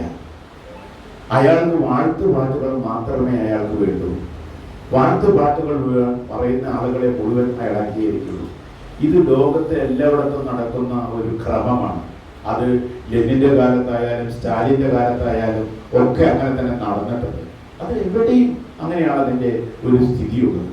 അപ്പൊ അത്തരത്തില് ഒരു മീഡിയയെ മുഴുവൻ വിലക്കി വാങ്ങി അതിന്റെ ബഹുസ്വരമായ അതിന്റെ ശബ്ദത്തെ അത് ഒരു ഒരൊറ്റ ശബ്ദമായിട്ട് അതിനെ പരിമിതപ്പെടുത്താൻ അവ ചെയ്യുന്നത്. അതാണ് ആദ്യമായിട്ട് നമുക്ക് മാധ്യമങ്ങളിൽ ഒരു വിശ്വാസത്തെ നമുക്ക് നഷ്ടപ്പെടുത്താനായിട്ട് നമുക്ക് നമ്മുടെ ആദ്യത്തെ പ്രധാനപ്പെട്ട ഒരു കാര്യമായിട്ട് നമുക്ക് അതിൽ തോന്നി. അത് കഴിഞ്ഞു രണ്ടാമത്തെന്ന് വെച്ചാൽ ലോകത്തിൽ നമ്മൾ ഇന്ന് വിശ്വസിക്കുന്നതായിട്ടുള്ള എല്ലാ തരത്തിലുള്ള അറിവുകളെയും അതുപോലെ തന്നെ ജ്ഞാനത്തെയും വിജ്ഞാനത്തെയും ഒക്കെ രണ്ടാമത് അതിനെ റീസ്ട്രക്ചർ ചെയ്യാൻ തുടങ്ങാൻ ഒരു ഘട്ടത്തിൽ. അതിനെ റീസ്ട്രക്ചർ ചെയ്ത് വരുമ്പോഴേക്കും അതിന്റെ പൊതു സ്വഭാവം മാറുകയാണ്. അപ്പോഴാണ് നമുക്ക് മനസ്സിലാവുന്നത് എവിടെയാണ് ഐതിഹ്യം, എവിടെയാണ് യാഥാർത്ഥ്യം. യാഥാർത്ഥ്യത്തെ ഐതിഹ്യമാക്കുന്നു, ഐതിഹ്യത്തെ യാഥാർത്ഥ്യമാക്കി മാറ്റും. അവിടെയും നമുക്കൊരു പ്രതിസന്ധി ഉണ്ടാവാം. അപ്പൊ പറയാണ് നമുക്ക് എന്താ പീരിയോഡിക് ടേബിൾ നമുക്ക് വേണ്ട, പീരിയോഡിക് ടേബിൾ നമുക്ക് വേണ്ട, ഒറിജിൻ ഓഫ് സ്പീഷീസ് നമുക്ക് 11ാം ക്ലാസ്സിൽ പഠിപ്പിക്കണ്ട, നമുക്ക് പഠിപ്പിക്കണ്ട, ഒറിജിൻ ഓഫ് സ്പീഷീസ് നമുക്ക് പഠിപ്പിക്കണ്ട. പകരം നമുക്ക് ഹനുമാനാണ് ലോകത്തിൽ ആദ്യമായിട്ട് നമുക്ക് വിമാനം ഉണ്ടാക്കിയതെന്ന് പറത്തിയതെന്ന് കൂടുതലുണ്ട്. ഇന്ന് ലോകത്ത് കാണുന്ന എല്ലാ ഔഷധ സസ്യങ്ങളുടെയും സൃഷ്ടാവ് ഹനുമാനാണ്. കാരണം ഒരു മല അങ്ങനെ തന്നെ എടുത്തുകൊണ്ട് വന്നല്ലോ. അങ്ങനെ ശാസ്ത്രത്തെ കെട്ടുകഥയായും കെട്ടുകഥയെ ശാസ്ത്രമാക്കി മാറ്റിയിരിക്കുന്നു. ഇതൊന്നും പൊളിറ്റിക്സ് അല്ല, ഇതൊക്കെ ജിയോ പൊളിറ്റിക്സിന്റെ ഭാഗമാണ്. നിങ്ങളത് ഇന്ത്യയിൽ മാത്രം നടക്കുന്നു എന്ന് വിശ്വസിക്കേണ്ട. ഇത് അങ്ങനെ ഒരു ചിത്രമാണ്. അപ്പോൾ നമ്മളെ സംബന്ധിച്ചിടത്തോളം ഇത്തരത്തിലുള്ള കാര്യങ്ങളിലുള്ള ഇതൊക്കെ ബോധപൂർവം ചെയ്യുന്നതാണ്. ഇതിന്റെ പിന്നാലെ വരുന്നതാണ് നമ്മൾ നേരത്തെ പറഞ്ഞ പോലെ കോർപ്പറേറ്റ് ഇൻട്രസ്റ്റ് ഒരു ഗവൺമെന്റിന്റെ കൂടെ വന്നാൽ നമ്മൾ അനുഭവിച്ചു കൊണ്ടിരിക്കുന്നതാണ്. ഒരൊറ്റ ദിവസം ഈ അഡാനിയും അതുപോലെ തന്നെ അംബാനിയും വിചാരിക്കണം ഈ ഗവൺമെന്റ് വേണ്ട, പുതിയൊരു ഗവൺമെന്റ് ഉണ്ടാക്കാമെന്ന് വെച്ചാൽ ഇന്ന് ഇന്ത്യയിൽ ഒരു പുതിയ ഗവൺമെന്റ് ഉണ്ടാക്കാൻ കഴിയും. ഇന്ന് ഇന്ത്യയിൽ ഒരു ഗവൺമെന്റ് ഉണ്ടാക്കാൻ കഴിയും. ലോകത്ത് മുഴുവൻ അത് തന്നെയാണ്. അമേരിക്ക എന്തുകൊണ്ടാണ് പേടിക്കുന്നത്? അമേരിക്കയുടെ ഇത് പറയുന്നത് ഡാർക്ക് ഇൻവെസ്റ്റ്മെന്റ്, അവരുടെ DA എന്ന് പറയുന്ന ഡാർക്ക് ഇൻവെസ്റ്റ്മെന്റ്, DA ഇൻവെസ്റ്റ്മെന്റ് എന്ന് പറയുന്നത് ഏറ്റവും പ്രധാനപ്പെട്ടത് 14 ജൂതന്മാരാണ്. അവരാണ് കൃത്യമായിട്ട് ഏകദേശം അമേരിക്കൻ ഇക്കോണമിയുടെ സ്വകാര്യ ഇക്കോണമിയുടെ 47.9% അവരുടെ കയ്യിലായിരിക്കും. ഈ 14 പേരുടെ കയ്യിലായിരിക്കും. അവർ തീരുമാനിക്കുകയാണെങ്കിൽ അവിടെ വളരെ പെട്ടെന്ന് തന്നെ ആ ഗവൺമെന്റിനെ നിസ്സഹായമാക്കാൻ പറ്റുന്ന അവസരം ഉണ്ടാക്കാൻ കഴിയും.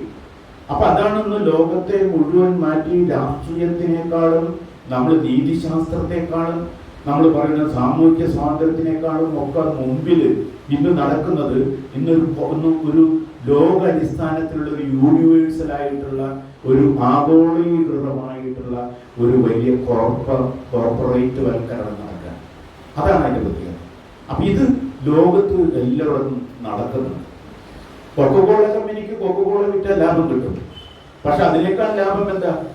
അവർക്ക് MiG-26 ന്യൂസിൽ വിറ്റാൽ അതിൽ കൂടുതൽ കിട്ടും. അതേ കമ്പനി തന്നെയാണ് വെടിമരുന്ന് ഉണ്ടാക്കുന്നത്, അതേ കമ്പനി തന്നെയാണ് കലാനിഷ്കോ ഉണ്ടാക്കുന്നത്, അതേ കമ്പനി തന്നെയാണ് ബുള്ളറ്റ് ഉണ്ടാക്കുന്നത്, അതേ കമ്പനി തന്നെയാണ് പാവക്കുട്ടികൾ ഉണ്ടാക്കുന്നത്. അതാണ് അതിന്റെ പ്രത്യേകത.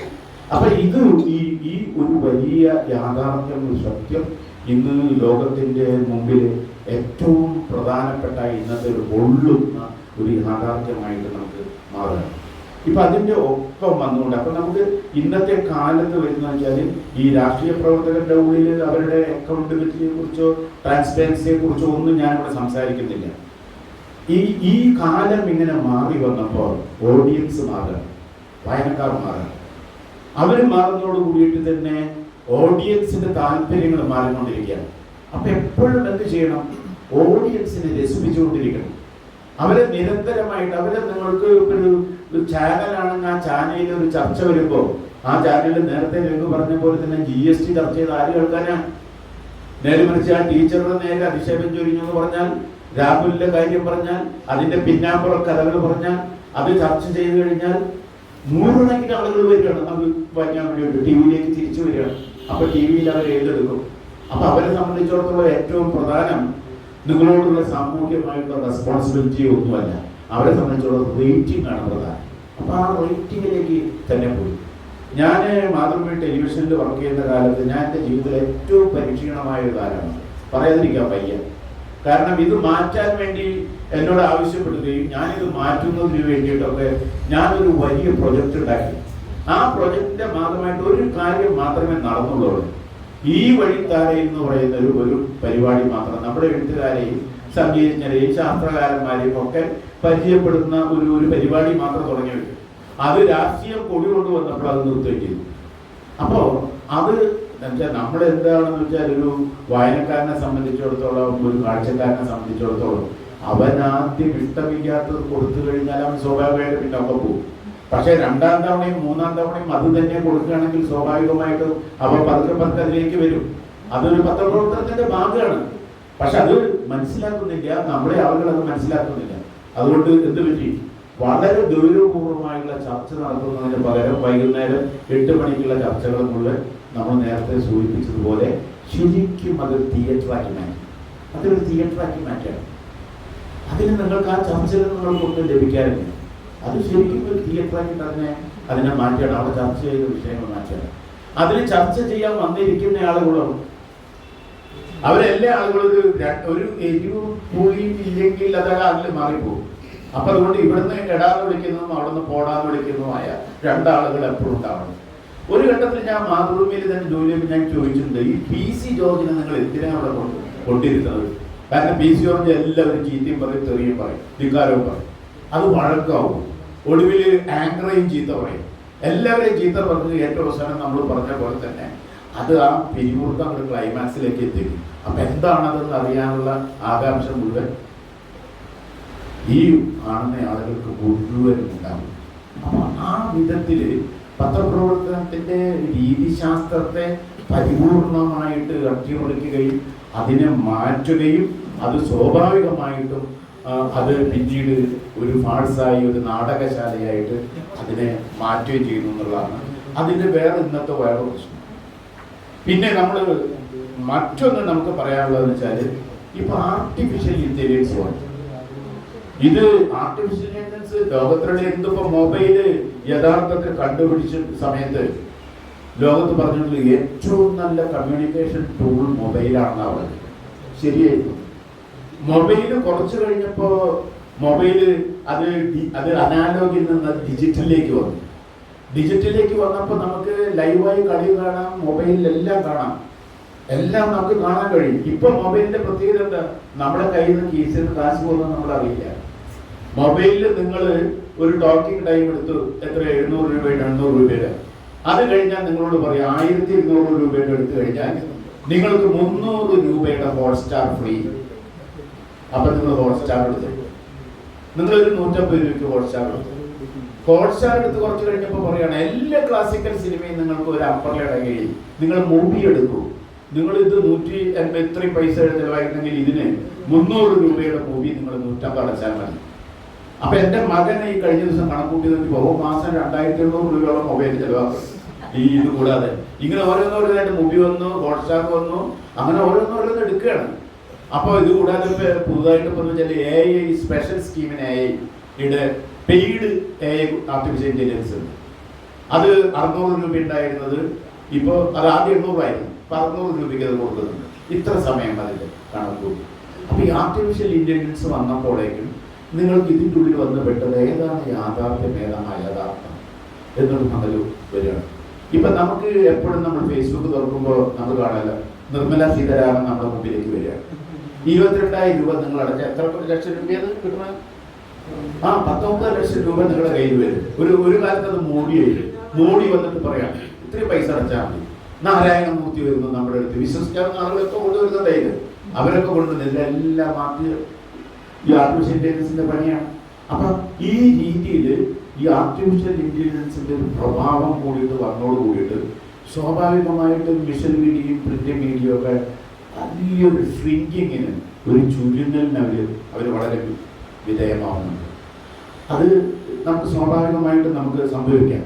അപ്പൊ അതുകൊണ്ട് നമുക്ക് എത്രയും ഗൗരവപൂർവമായ പത്രപ്രവർത്തനം നടത്തുവാനായിട്ട് പറ്റുന്ന ഒരു കാലത്തല്ല നമ്മൾ ജീവിക്കുന്നത്. ലോകത്തിലെ ഏറ്റവും നല്ല പത്രമായിട്ട് ഞങ്ങളൊക്കെ കണ്ടിരുന്ന 2 പത്രങ്ങളാണ്. അതിലൊന്ന് നമ്മുടെ ദ ഗാർഡിയൻ, രണ്ടാമത്തെ ഫ്രഞ്ച് പത്രമായ ലെമോണ്ടയുമാണ്.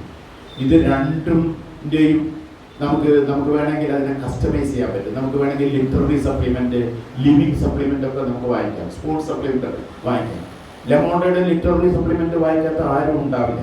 കാരണം ഈ ലോക സാഹിത്യത്തിന്റെ നേർക്ക് പിടിച്ച കണ്ണാടി എന്ന് നമ്മൾ ഏതിനെ കുറിച്ച് എന്തെങ്കിലും പറയാനുണ്ടെങ്കിൽ അത് ലെമോണ്ടയുടെ ലിറ്റററി സപ്ലിമെന്റ് ആണ്. അതേപോലെ തന്നെയാണ് ഈ നമ്മുടെ ഗാർഡിയന്റെ സ്ഥിതി. ഇപ്പൊ എന്തായി?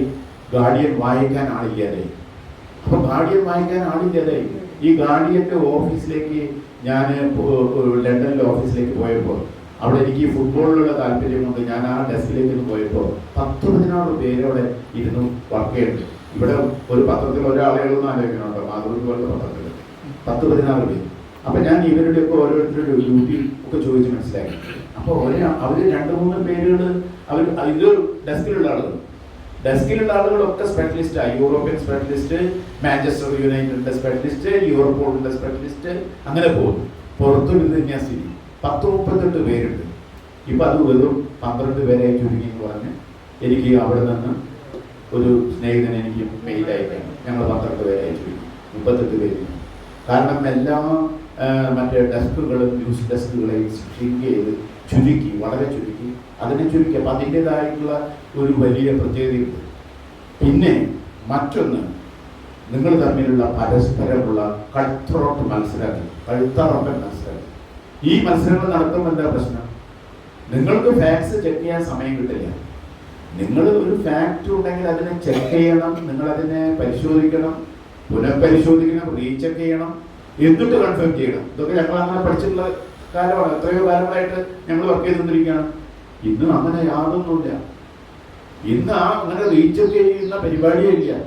കിട്ടുന്നതെല്ലാം നിങ്ങൾക്ക് ടി വിയിലൂടെ നിങ്ങൾക്ക് കാണാനായിട്ട് കഴിയും. അത് നമുക്കൊരു 10 നിമിഷം കൊണ്ട് അത് തെറ്റാണെന്ന് കണ്ടാൽ അതിന് ക്ഷമാപണം പോലും ഉണ്ടാവില്ല. ക്ഷമാപണം പോലും ഇല്ല. അതാണ് USA ടുഡേയിൽ ഒരു കുട്ടിയെ വേദനിപ്പിച്ച ഒരു ചിത്രം വന്നിട്ട് 2000 പേരാണ് നഷ്ടപരിഹാരത്തിന് കേസ് കൊടുത്തത്. കാരണം ആ കുട്ടിയെ ചിത്രം കണ്ടിട്ട്, അതിദയനീയമായ ചിത്രം കണ്ടിട്ട് അവർക്ക് രാവിലെ വീട്ടിലൊരു പണിയും ചെയ്യാൻ പറ്റിയില്ല എന്നുള്ളതും അവരുടെ മനസ്സിനെ അത്രമേൽ അത് സ്പർശിക്കുകയും അവരുടെ അന്നത്തെ ജീവിതത്തിന്റെ ആ ദിവസം മുഴുവൻ തകിടം മറിക്കുകയും ചെയ്ത രീതിയിൽ പത്രപ്രവർത്തനം നടത്തിയത് വളരെ തെറ്റായി പോയെന്നും അത് മനുഷ്യരുടെ മൗലികമായിട്ടുള്ള അവകാശത്തിന്മേലുള്ള ലംഘനമാണെന്നും പറഞ്ഞുകൊണ്ട് 2000 പേര് കേസ് കൊടുത്തിട്ട് USA ടുഡേക്ക് 2000 പേർക്ക് നഷ്ടപരിഹാരം കൊടുക്കുക. മനസ്സിലായോ? നമ്മുടെ മാതൃഭൂമി പത്രത്തിൽ തന്നെ ഒരു പെണ്ണിന്റെ ചിത്രത്തിൽ ഒരാൾ കത്തി കുത്തി ഇറക്കി. ഇത് പത്രത്തിൽ വന്നതാണ്. പത്രത്തിൽ ഞാൻ കോട്ടയത്തുള്ളപ്പോഴാണ് ഒരു കാലത്തും ആ ചിത്രം കൊടുക്കരുതെന്ന് ഞാൻ പറഞ്ഞു. പക്ഷെ ആ ചിത്രം പത്രാധിപർ പറഞ്ഞത് കൊടുക്കണം. അപ്പോ മദ്യപനായിട്ടുള്ള ഒരാൾ വന്ന് ഭാര്യയോട് പണം ചോദിച്ച് കിട്ടാത്തപ്പോ കത്തിയെടുത്ത് കുത്തിയപ്പോ ഇവരുടെ ആ പുരുകത്തിന്റെ മീതെ ഈ കത്തി കയറിപ്പോയത് കൊണ്ട് ഈ റെറ്റിനയ്ക്ക് യാതൊരു കുഴപ്പമുണ്ടായില്ല. പക്ഷെ ഇതിൻ്റെ ചിത്രം എടുത്ത് പിറ്റേ ദിവസം വന്നപ്പോൾ എന്നെ ആലപ്പുഴയിൽ നിന്നൊരു വീട്ടമ്മ വിളിച്ചിട്ട് പറഞ്ഞു, നിങ്ങൾ എന്തും വളരെ ചീത്ത പറഞ്ഞു. എന്നോട് ചോദിച്ചു എൻ്റെ മകളൊന്ന് പരീക്ഷയ്ക്ക് കൊണ്ടുപോകാം, അവിടെ ചിത്രം കണ്ടിട്ട് അവർക്ക് പരീക്ഷയ്ക്ക് പോകാൻ പോലും പറ്റുന്നെങ്കിൽ അമ്മയെന്നോട് ഇരിക്കുകയാണ്, നിങ്ങൾ എന്ത് ചെയ്തോളൂ. എനിക്ക് അവരുടെ ശബ്ദം കേട്ടപ്പോൾ എനിക്ക് മാപ്പ് ചോദിക്കുക അല്ലാതെ വേറെ യാതൊരു വഴിയുമില്ല. ഞാൻ അവരുടെ വീട്ടിലേക്ക് നേരിട്ട് പോണ്ടി വന്നു. അവരുടെ വീട്ടിലേക്ക് നമ്മൾ നേരിട്ട് പോയിട്ട് നമ്മൾ പരസ്യമായിട്ട് നമ്മൾ മാപ്പ് പറയേണ്ടി വന്നു കുടുംബാംഗങ്ങളുടെ മുമ്പിൽ വെച്ച്. അപ്പം നമ്മൾ ഈ രീതിയിൽ അപ്പം അതുപോലും ആളുകളെ സംബന്ധിച്ചിടത്തോളം പുറം രാജ്യങ്ങളിലൊക്കെ നമ്മൾ പത്രത്തിൽ കൊടുക്കുന്ന ചിത്രം പോലും, ആ ചിത്രം പോലും നമ്മുടെ മനസ്സിനെ ഹർട്ട് ചെയ്യുന്നതായിരിക്കരുതെന്നുള്ള നിർബന്ധ ബുദ്ധിയൊക്കെയുള്ള ഒരു ജേർണലിസ്റ്റിൻ്റെ ഒരു ഹാരം ഉണ്ടായിരുന്നു. അതാണ് നമ്മൾ ഈ പറയുന്ന പോലെ തന്നെ നമുക്ക് നഷ്ടപ്പെട്ട് പോയിരിക്കുന്ന കാര്യം. അപ്പം ഞാൻ ഇത്രയും കാര്യങ്ങൾ പറയാൻ കാരണം തന്നെ ഈ പത്രപ്രവർത്തനത്തിൻ്റെ ഇനിയുള്ള കാലഘട്ടത്തിൽ അതിന് മത്സരിക്കേണ്ടി വരുന്നത് എല്ലാം സോഷ്യൽ മീഡിയയിലായിരിക്കും. സോഷ്യൽ മീഡിയ എന്ന് പറയുന്നത് ഒരു ചന്തയാണ്, ശരിക്കും പറഞ്ഞാൽ ഒരു ചന്തയാണ്. ആ ചന്തയിൽ ഏറ്റവും ഉച്ചത്തിൽ വിളിച്ചു പറയുന്നതിനാണ് ഏറ്റവും കൂടുതൽ ആരാധകരുണ്ടാവുക. ഉറപ്പല്ലേ? നോട്ടിരട്ടിപ്പ് MP പറയാണ്, നോട്ടിരട്ടിപ്പ് തുഗ്ലക്കിന്റെ അല്ലേ, അത് തുഗ്ലക്കിന്റെ ഒരു നയമാണെന്ന് പറഞ്ഞ MP പറഞ്ഞാണ്. ആദ്യമൊക്കെ മൈൽഡായിരുന്നു, ഒരു വൃദ്ധൻ തന്ത എന്നൊക്കെ പറഞ്ഞ് കുറച്ച് മൈൽഡായിരുന്നു. അപ്പൊ MTയുടെ ആളുകൾ MTയുടെ ഇതെല്ലാം നോക്കുന്ന ഒരു ചങ്ങാതിയുണ്ട്, വെങ്കിടാചലൻ എന്ന് പറയുന്നത്. ഇപ്പൊ വെങ്കിടാചലൻ എന്ന് പറഞ്ഞെങ്കിൽ മാന്യം, വൃദ്ധൻ, തന്ത കുഴപ്പമില്ല, കുറച്ച് തെണ്ടിയുള്ള വാക്ക് വന്നു. അത് കഴിഞ്ഞ് കുറച്ച് കഴിഞ്ഞപ്പോഴേക്കും പിന്നെ നമുക്ക് എഴുതാൻ പറ്റാത്ത വാക്കുകളാണ്, പിന്നെ മുഴുവൻ എഴുതാൻ പറ്റാത്ത വാക്കുകളാണ്. ഒരു 4-5 ദിവസം കൊണ്ട് ഈ പേജിൽ മുഴുവൻ ഇത്ര സഭ്യതരെന്ന് പറയാൻ പറ്റാത്ത വിധത്തിൽ ഇത്രയും നമ്മൾ വേറെ ഒന്നിലും വായിക്കുകയോ കേൾക്കാക്കുകയോ ചെയ്യാവുന്ന പദങ്ങൾ കൊണ്ട് അത് MTയെ പോലും കുളിപ്പിച്ച് കളഞ്ഞു. ഇത് നിങ്ങൾ ഏത് അഭിപ്രായം പറഞ്ഞാലും ഇപ്പൊ ഞാനൊരു കഷ്ടകാലത്തിന് ഞാൻ ഈ സുരേഷ് ഗോപിയുടെ ഒരു ഇത് തുറന്നു, സാധാരണ ചെയ്യാത്തവർ ഞാൻ വിടാതെ പതിവ് പുള്ളിനെ. സുരേഷ് ഗോപി പറഞ്ഞു വെച്ചാൽ ആലപ്പുഴ ജില്ലയാണ് കേരളത്തിലെ ഏറ്റവും വലിയ ജില്ല, അപ്പൊ ഈ എയിംസ് കിട്ടാൻ അവിടെയാണ് നല്ലത് എന്ന് പറഞ്ഞു. ആലപ്പുഴയ്ക്കാണ് എയിംസ് കിട്ടാൻ അനുയോജ്യം എന്ന് പറഞ്ഞാൽ മതി, പക്ഷെ അത് ഏറ്റവും വലിയ ജില്ല എന്ന് പറയാൻ പറ്റുമോ? ഏറ്റവും ചെറിയ ജില്ലയാണ് കേരളത്തിലെ ഏറ്റവും ചെറിയ ജില്ല. അപ്പൊ ഇത് പറഞ്ഞതിന്റെ അടിയിൽ സുരേഷ് ഗോപിയുടെ അത് ആരും കാണാതിരിക്കാൻ നല്ലത്, അതിൽ നിങ്ങളൊന്നും കാണരുത്. അമ്മാതിരി ഉള്ള പ്രശ്നത്തിലാണ് കമന്റുകളാണ് വരുന്നത്. ഇവരെല്ലാവരും വിചാരിച്ചിരിക്കുന്നത് ഞങ്ങൾ ഒരു സേഫ് സോണിൽ എന്താ ചെയ്യണമെന്നാണ്. അതാണ് നിങ്ങൾ പത്രത്തിൽ ഒരു കത്തെഴുതി പബ്ലിഷ് ചെയ്താൽ അത്ര വലിയ അപകടം വരാനില്ല, നിങ്ങളുടെ പേരും അഡ്രസ്സും മാത്രമേ ഉണ്ടാവുള്ളൂ. പക്ഷെ ഇതിൽ നിങ്ങളുടെ ശീലങ്ങളും നിങ്ങളുടെ കാര്യങ്ങളും നിങ്ങൾ എന്തൊക്കെയാണ് ചെയ്യുന്നത്, ഏതൊക്കെ ആക്ടിവിറ്റിയാണ് ചെയ്യുന്നത്, ഏതെങ്കിലും ഡാർക്ക് വെബിൽ പോകണ്ടോ, സകല സംഗതികളും ഈ ഫേസ്ബുക്കിലും വാട്സപ്പിലും ഒക്കെ അറിയാൻ പറ്റുന്നതാണ്. നമ്മുടെ എല്ലാവരുടെയും ജീവിതത്തിൻ്റെ ഉള്ളിലുണ്ട്. അതിനുള്ളിൽ ഈ അടുത്ത കാലത്താണ് എനിക്ക് ഇതിൻ്റെ ഒരു വലിയ വിദഗ്ധനായിട്ടുള്ള ഒരാൾ എൻ്റെ പേരടിച്ചു വന്നിട്ട് ഞാൻ ഏതൊക്കെ കയറി പോയി എന്ന് പറഞ്ഞു. എൻ്റെ പേരടിച്ചു വന്നിട്ട് എന്നോട് പറഞ്ഞു, സാറിന് ഏത് പോയി നീ വഴി കൂടെ എവിടെ. അപ്പൊ ഞാൻ പറഞ്ഞു, ഞാനത് വായിച്ചു നോക്കി, ഞാൻ ശരിക്കും നോക്കി, ഞാനത് നോക്കി. പക്ഷെ ഭാഗ്യം കൊണ്ട് രക്ഷപ്പെട്ടു. ഞാൻ ഇന്നേവരെ അങ്ങനെ ചെയ്യാത്തതുകൊണ്ട് ഭാഗ്യം കൊണ്ട് ഞാൻ രക്ഷപ്പെട്ടു. ഞാൻ ഫുട്ബോൾ, സിനിമ, അങ്ങനെ പാട്ട് ഇങ്ങനെയൊക്കെ മാറി മാറി ചെയ്യാറുണ്ട്. അപ്പൊ പറയുന്നത് എളുപ്പമാണ്, നിങ്ങൾക്ക് വളരെ എളുപ്പമാണ്. നിങ്ങൾ എവിടെയൊക്കെ പോയി, എവിടെയൊക്കെ സന്ദർശിച്ച്, എവിടെയൊക്കെ തിരിച്ചു വന്നു എന്നുള്ളതൊക്കെ നമുക്കെല്ലാം നിങ്ങൾക്ക് ഇന്ന് അറിയാൻ കഴിയും. അപ്പൊ ഈ വിധത്തിൽ നമ്മുടെ സോഷ്യൽ മീഡിയയുടെ അതിൻ്റെ സമചിത്തത, അതിൻ്റെ ഉത്തരവാദിത്വം അത് പൂർണ്ണമായിട്ട് അത് അവിടെ മലീനസമായി എന്നുള്ളതാണ് അതിൻ്റെ സംഗതി. പിന്നെ ഞാൻ പറയുന്നത് ചാനലായാലും ഇപ്പം ഈ പറഞ്ഞ പോലെയുള്ള സോഷ്യൽ മീഡിയയുടെ അഡ്മിൻ ആയിട്ടിരിക്കുന്ന ആളുകളായാലും അതിൻ്റെ മീഡിയ ഓപ്പറേറ്റേഴ്സും അതിൻ്റെ മീഡിയ എക്സിക്യൂട്ടീവ് ആയിരുന്ന ആളുകളും ഇവർക്കൊന്നും യാതൊരു റോളും ഇല്ല. പത്രത്തിൽ വന്നു കഴിഞ്ഞാൽ സ്ഥിതി, പത്രത്തിൽ ഈ റൂബൻ ബാനർജി ഒരൊറ്റ കവർ കൊണ്ടല്ലേ, ഒരു കവറിൽ, ഏത് കവറ്, കോവിഡ് കാലത്ത് ഒരൊറ്റ കവർ പുള്ളി ചെയ്തിട്ട് പുള്ളി ഇത് നമ്മുടെ ഗവൺമെന്റിന്റെ ചിത്രമാണ്, ആ കവറിൽ കൊടുത്ത് 3-ാമത്തെ ദിവസം ഇറങ്ങിപ്പറേണ്ടി വന്നു. അപ്പൊ ഇപ്പൊ ഇന്ന് നോക്കുമ്പോൾ നമുക്ക് പത്രാധിപരില്ല. പണ്ട് നമ്മള് കേസരി എന്ന് പറഞ്ഞാൽ ആരാണെന്ന് നമുക്കറിയാം, ബാലകൃഷ്ണ പിള്ളയാണെന്ന് അറിയാം, സ്വദേശാഭിമാനി ആരാണെന്ന് അറിയാം, KP കേശവനെ, കണ്ടത്തിൽ വർഗീസ് മാപ്പിളയും ഏത് പത്രത്തിന്റെ ആളാണെന്ന് അറിയാം. ഇന്ന് ഏതെങ്കിലും ഒരു പത്രാധിപരുടെ പേര് നിങ്ങൾക്ക് പറയാൻ പറ്റുമോ? പത്രത്തിന്റെ അറിയില്ല. അപ്പൊ ഇന്ന് പത്രാധിപരില്ല യഥാർത്ഥത്തിൽ. പത്രങ്ങളിൽ പത്രാധിപരില്ല, അതാണ് പറയുന്നത്. പത്രാധിപർ അങ്ങനെ സംഗതിയില്ല. റൂബൻ ബാനർജി അത് കൃത്യമായിട്ട് അദ്ദേഹത്തിന്റെ ഒരു ബുക്കിൽ അത് എഴുതിയിട്ടുണ്ട്. പത്രാധിപരില്ലാത്ത കാലത്താണ് എഡിറ്റർ മിസ്സിംഗ് എന്നാണ് ആ പുസ്തകത്തിന്റെ പേര്. എഡിറ്റർ മിസ്സിംഗ്, എഡിറ്റർ ഇല്ല. അപ്പൊ അങ്ങനെ ഒരു ലോകത്ത് ആണ് ഇപ്പോൾ നമ്മൾ ജീവിക്കുന്നത്. അതുകൊണ്ടാണ് ഇന്ന് ഈ രാഷ്ട്രീയത്തിന്റെ, കക്ഷി രാഷ്ട്രീയത്തിന്റെ, ശരിയായ രാഷ്ട്രീയത്തിന്റെ, കക്ഷി രാഷ്ട്രീയത്തിന്റെ, ഞാൻ അവസാനിപ്പിക്കാം, കക്ഷി രാഷ്ട്രീയത്തിന്റെ, മതത്തിന്റെയും അമിതമായിട്ടുള്ള അതിന്റെ കൂട്ടുകെട്ടുകൾ മൂലം നമ്മുടെ നാട് വളരെ കൃത്യമായ ഭാഷയിൽ പറഞ്ഞു കഴിഞ്ഞാൽ അതിൻ്റെ യഥാർത്ഥത്തിലുള്ള അതിൻ്റെ സാംസ്കാരികവും സാമൂഹികവുമായിട്ടുള്ള സത്തകൾ ഓരോന്നായിട്ട് നമുക്ക് കൃത്യമായിട്ട് നഷ്ടപ്പെട്ടുകൊണ്ടിരിക്കുകയാണ്. അത് വലിയ ഒരു യാഥാർത്ഥ്യമാണ്. നമുക്ക് ലോകത്തേക്ക് തുറക്കാനുള്ള എല്ലാ വാതിലുകളും നമുക്ക് തുറക്കാൻ കഴിയുമെന്ന് നമ്മൾ വിശ്വസിക്കുന്നുണ്ടെങ്കിലും പല വാതിലുകളും അടയ്ക്കുകയും ചില വാതിലുകൾ മാത്രം തുറക്കുകയും ചെയ്യുന്ന ഒരു സമൂഹത്തിലാണ് നമ്മൾ ഇന്ന് ജീവിക്കുന്നത്. അതാണ് ഇന്നത്തെ പത്രപ്രവർത്തനത്തിൻ്റെ ഏറ്റവും ദുഃഖകരമായിട്ടുള്ള അതിൻ്റെ ഒരു അവസ്ഥ എന്നുകൂടി ഞാൻ ഇവിടെ നിങ്ങളെ ഓർമ്മപ്പെടുത്തുകയാണ്. ഞാൻ പറയാനുള്ള ഒരുപാട് കാര്യങ്ങൾ ഇവിടെ ഞാൻ പറയുന്നില്ല, കാരണം മുഴുവൻ പറയാനുള്ള ഒരു വേദിയല്ല ഇത് എന്ന് എനിക്ക് അറിയാം. അപ്പൊ നമ്മുടെ ഒരു സാംസ്കാരിക ജീവിതത്തിന്റെ അവസ്ഥ പോലും ഞാൻ നേരത്തെ പറഞ്ഞതുപോലെ ഇങ്ങനെ മലീമസമായി പോയതിന്റെ ഒരു ഉത്തരവാദിത്വം ഒരു പക്ഷേ ഈ രാഷ്ട്രീയത്തിന്റെയും മതത്തിന്റെയും ഒക്കെ നീരാളി കൈകൾ, ഭരണത്തിൻ്റെ ഒക്കെ കൈകൾ നമ്മുടെ സമൂഹത്തിന് ചുറ്റും നമ്മളെ വരുത്തിയിരിക്കുന്നതുകൊണ്ട് ഇന്ന് നമുക്ക് സംഭവിച്ചുകൊണ്ടിരിക്കുന്നത് ഈ പറഞ്ഞ പോലെ തന്നെ നിങ്ങൾ സേഫ് സോണിലിരുന്ന നിങ്ങൾക്ക് നിങ്ങളുടെ മൊബൈൽ നോക്കി നിങ്ങൾ തന്നെ പടങ്ങളെടുത്ത് നിങ്ങൾ തന്നെ ഒരു നാർസിസസ് ആയിട്ട് മാറി നിങ്ങൾ തന്നെ സെൽഫി എടുത്ത് അതിൽ തന്നെ രമിച്ച് അതിൽ തന്നെ എഴുതി നമ്മുടെ ഒരു ജന്മം ഇങ്ങനെ അവസാനിക്കുകയാണ്. പണ്ടുകാലത്തൊക്കെ നമ്മൾ MTയുടെ ആയാലും ആരുടെ ആയാലും ഇപ്പോൾ നമ്മുടെ മാനസിക രോഗമുണ്ട് എല്ലാവരും അവരുടെയൊക്കെ പുസ്തകങ്ങൾ വായിച്ച് അതിലൊരു വാചകം എടുത്തുകൊണ്ടാണ് നമ്മൾ മിക്കവാറും ഒരു അഭിമുഖ സംഭാഷണമോ അല്ലെങ്കിൽ ഒരു സാഹിത്യ സദസ്സിലോ ഒക്കെ ഒരു ആളുകളോടൊക്കെ നമ്മൾ ആശയങ്ങൾ പങ്കുവയ്ക്കുന്ന നമ്മൾ പങ്കുവയ്ക്കാറുണ്ട്. ഇന്നിപ്പോൾ എന്താ നമ്മൾ പങ്കുവയ്ക്കുക? ഇന്ന് പങ്കുവയ്ക്കും സിനിമയിലെ 5 ഡയലോഗ്, എന്തിനു ഉപയോഗി തിളയ്ക്കുന്ന സംഭവം, അതൊക്കെയാണ് ഇന്നത്തെ 5 ഡയലോഗ്. ഞാൻ വെറുതെ പറയുന്നതല്ലത്. മോനെ ദിനേശ നമ്മുടെ നിത്യജീവിതത്തിൽ പോലും ഇതായില്ലേ. ഇപ്പൊ എന്റെ മരുമകളുടെ 2 കുട്ടികൾ വന്നിട്ടുണ്ട് ഇന്ന് രാവിലെ. അതാ ഞാൻ പ്രവർത്തിക്കാൻ കാരണം.